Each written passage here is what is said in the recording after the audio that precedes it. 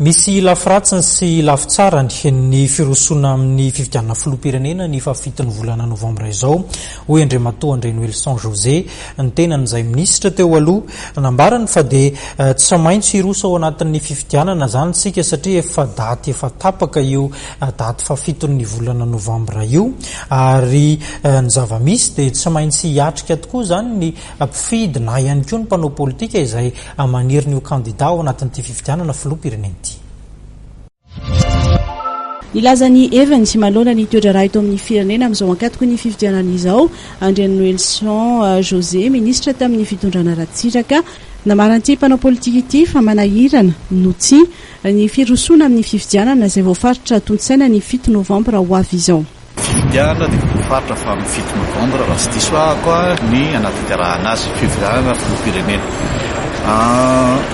Io dia sady manahirana no tsy manahirana. Tsy manahirana satria efa akaikikaiky ny fotoana tokony hanaovana azy ihany.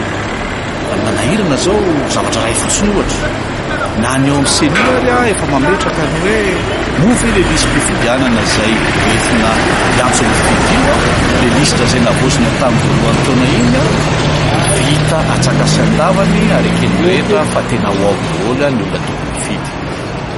Isy ve ny révision exceptionnelle na extraordinaire raha ny lalàna voaka zany le lalàna napitabataba teny amin'ny 13 mai iny tsy sady tsy mandrara tsy milaza hoe isy le izy dia ahoana zany re olona zay tsy tafiditra eo olona mipetraka zany zay tokony ho fatana teny zao fa tsy andro hoe efa mametraka ny dossier ny candidat ho alala hoe isy révision exceptionnelle na tsy zavatra ohatran'izany tokony angarahara kokoa amin'ny fanomahana fifidianana. Ampy ve ny didy navoaka ny HCC sa tokony isy ny fifanarahana politika milohan'ny fifidianana?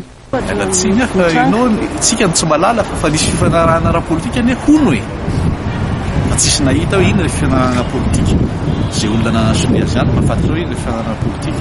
Le didy navoaka ny HCC manahirana ny manao commentaire azy satria didy pitsarana tsy dia tsara loatra no teny fa mampanao politika amin'ny tena fotsiny azo heverina fa tsy mahafeno ny filaminana le didy. Milaza le didy fa atao alohan'ny fotoana ny fifidianana.